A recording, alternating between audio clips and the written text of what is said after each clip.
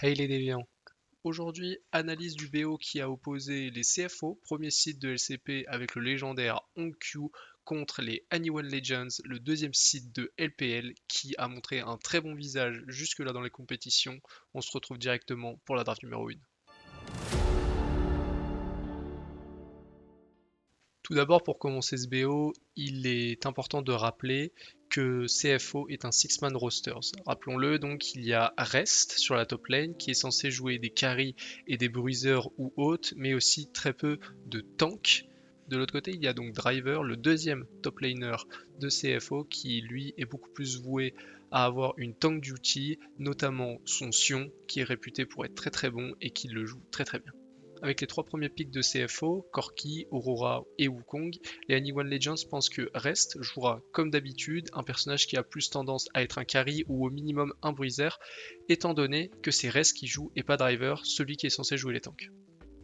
Les Anyone Legends, avec cette idée en tête, sont persuadés que K-Wing aura plutôt un champion destiné à l'engage et à la création de jeu, sauf que, à la surprise générale, Rest va finalement pick Sion, qui est censé être le personnage de Driver, et laisser l'opportunité à K-Wing de pouvoir prendre un enchanteur.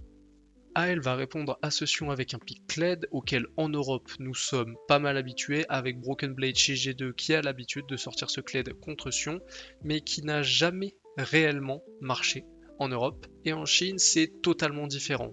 Kled n'a jamais été joué contre Sion, et j'irai même plus loin, Kled n'a jamais été joué tout court de toute l'année en LPL. C'est donc un pick très surprenant pour les AL. Mais qui sait, peut-être que les AL sauront beaucoup mieux faire fonctionner ce Kled contre Sion. À voir. Ce pick de Sion, comme je le dis, permet donc à K-Wing de pick Nami, qui est un pick d'autant plus intéressant, nous allons le voir. Ce champion est très peu joué pour l'instant dans ces Worlds 2025, surtout sans avoir Lucian bien évidemment, et je le trouve très bien pensé, je vous explique pourquoi. Corki a une super lane et peut rapidement se transformer en lane bully. Avec le pick de Nico opéré par AL tente donc de réduire la priorité de ce Corki en lui mettant beaucoup de pression, et Nami vient essayer de contrebalancer cet équilibre pour remettre le Corki dans une position agréable, et la botlane de CFO peut alors jouer agressivement et prendre des trades beaucoup plus aisément grâce à cette Nami et sa capacité à prendre de bons trades en laning phase. De plus, et pas des moindres, Nami pourrait, dans la suite de cette compétition, devenir une vraie réponse à Nico, qui pour l'instant est le roi de la botlane, car personne n'a trouvé de réelle réponse. Nami permet tout autant de contest Nico en lane grâce à son kit, mais aussi de lancer son ultimate en teamfight au moment où l'on sent que Nico pourrait engage. Ça représente du coup un vrai obstacle pour cette Nico et son engage à trouver un bon angle au bon timing.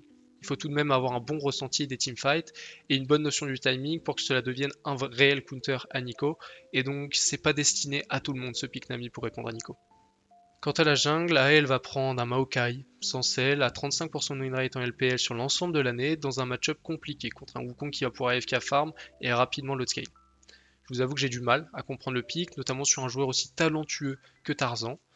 D'autant plus qu'il sera joué full AP avec Ryze et Nico. Alors oui, il a pour objectif d'acheter rapidement une Blood Letter Curse pour essayer d'activate encore plus rapidement le Ryze dans la partie, mais malgré tout ça, je suis pas fan.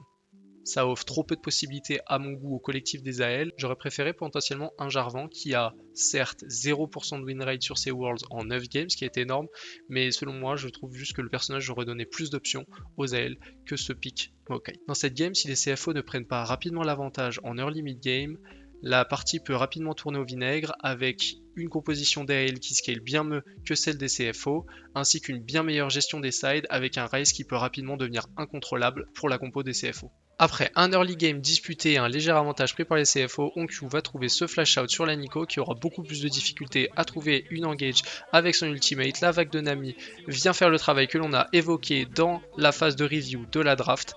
Ainsi, les CFO vont garder leur front to back, vont prendre le meilleur sur les Anyone Legends qui vont s'effondrer et donner un réel lead aux CFO qui vont pouvoir snowball la game. Autour de l'attaquant, Tarzan et Flandré vont essayer d'aller chercher la backlane avec leur ultimate in, mais Rest, qui comprend très bien comment jouer son personnage dans la composition adverse et garder un front to back solide, va suivre Flandré dans son engage, permettre à sa team de rester derrière lui, et c'est ainsi que OnQ va faire un énorme travail dans la backlane adverse.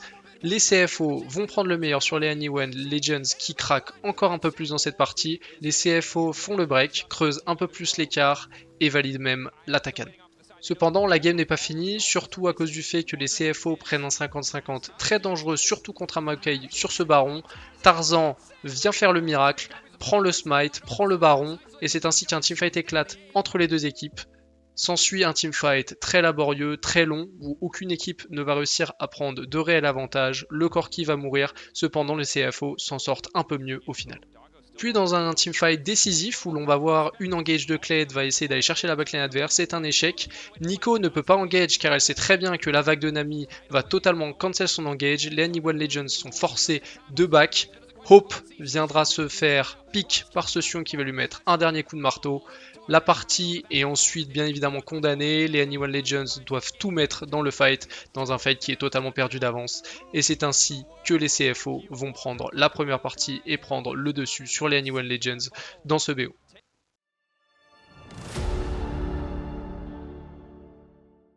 Dans cette deuxième partie, il y a moins de choses à se mettre sous la dent. Le match-up top est légèrement à l'avantage d'Ambessa qui peut mettre un peu de pression sur le Rumble.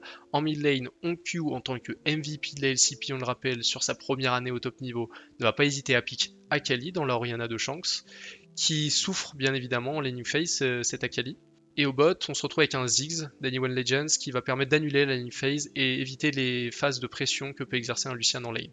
Dès la draft, il était possible de savoir qu'est-ce qui allait se passer dans la game. Une Akali, un Panthéon et un Lucian. L'objectif de CFO ici, il est assumé. Vouloir venir engage les Anyone Legends le plus rapidement possible et accrocher ce Ziggs et cette Orianna qui peuvent rapidement devenir un problème en teamfight. Plus le fight sera long et plus les Anyone Legends auront l'occasion de trouver une bonne engage, d'avoir un fight structuré, ce qui rendrait la draft des CFO complètement risible, et ce dû au pic d'Akali et de Lucian qui adorent les teamfights chaotiques et décousus pour pouvoir tirer leur épingle du jeu. Dès le début de la partie, à partir de la 6ème minute, les CFO vont appliquer leur plan de jeu en causant le plus de chaos possible dans les teamfights et sur la map. Onq va trouver un super kill sur sa Akali et sur ce Xin Zhao. De l'autre côté, les CFO vont également tenter d'aller sur cette Leona et de la tomber, sauf que les Anyone Legends répondent très très bien et c'est ainsi que ce teamfight se résolut sur un score final de 3-3. L'avantage n'est pris par aucune équipe, la partie continue. Les CFO continuent dans la création de chaos partout sur la map avec ce teamfight autour des Void Grubs. De l'autre côté de la map, les deux mid laners vont également se mettre sur la gueule pour essayer de prendre le meilleur sur leur opposant direct. Les deux teamfights sont chaotiques, ça part dans tous les sens. Onq de son côté est forcé au flash out par Shanks. Cependant, Tarzan va perdre la vie contre Dogo.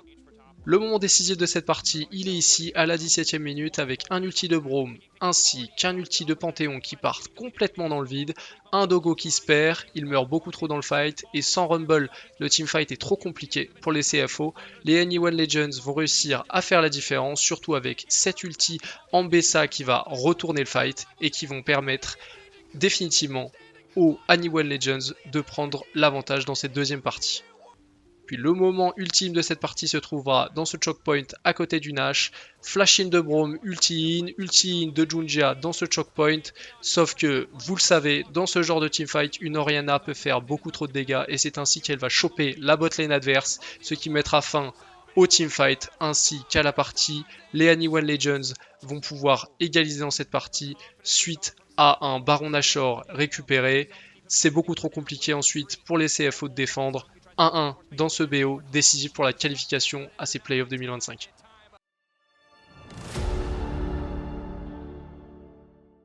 Pour cette troisième partie, suite à un first pick de Taliyah, Tarzan va pick un Trundle en réponse à un probable classique duo mid-jungle Taliyah-Vi, car Trundle est historiquement un counter de Vi.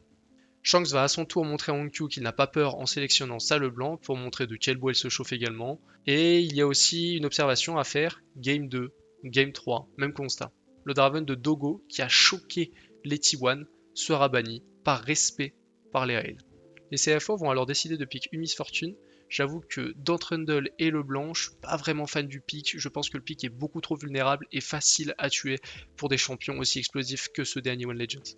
Personnellement, j'aurais bien vu soit une Zeri pour suivre les engages de Vi, soit une Xayah qui aurait pu avoir un matelas plus confortable contre les menaces potentielles des Anyone Legends. L'équipe taïwanaise avait encore réussi à prendre le dessus sur l'équipe chinoise en early game, mais suite à ce très bon bait de Flandré sur la top lane, sur le mid et le jungler des CFO, les Anyone Legends vont venir recoller au gold contre les CFO et la game est relancée. Suite à une danse autour de la mid lane pour prendre cette T1 qui est très importante pour la macro et le reste de la game, les CFO vont forcer le passage grâce à un très bon ulti in de Vi, un très bon barrage de plomb de Miss Fortune, c'est 2 kills de valider, la T1, les CFO valident une réelle option pour cette qualification en quart de finale. Et c'est encore une fois autour de la Takan que les deux équipes vont se régler après ce teamfight très long qui se jouera en 2 temps. L'ulti Miss Fortune part dans le vide et c'est sur cette très belle floraison mortelle du Jhin que les Anyone Legends vont réussir à prendre un réel avantage sur les CFO qui vont se faire totalement wipe. Les 5 joueurs des CFO vont y perdre la vie et les Anyone Legends reviennent totalement dans cette game et prennent même un avantage net sur les CFO. Ce qui permettra aux Anyone Legends de sécuriser une Chemtech Soul qui a énormément de valeur sur cette Rek'Sai, ce Trundle et ce Alistar. Ils vont rapidement devenir intuables et c'est quelques dizaines de secondes plus tard avec ce flank de Kael qui était très bon mais qui aura malheureusement échoué. Les Anyone Legends vont venir prendre le dessus sur ces CFO juste en les stat-checkant assez simplement grâce à notamment cette Soul et c'est ainsi qu'ils vont finir la game et détruire le Nexus des CFO. Ce BO finira alors sur le score de 2-1 à l'avantage des Chinois qui valident leur place pour les quarts de finale. C'était un BO très explosif avec deux équipes qui ont totalement répondu aux attentes. On s'attendait à un très beau BO et il était là. Anyone Legends se qualifie alors et les CFO tombent en 2-1 dans cet arbre des Swiss Stage, mais comme vous le savez bien évidemment, ce n'est pas fini pour nos petits Tawanais préférés. On attend de les voir dans la suite de la compétition pour voir ce qu'ils nous réservent, ce petit Six-Man Rosters. Ciao!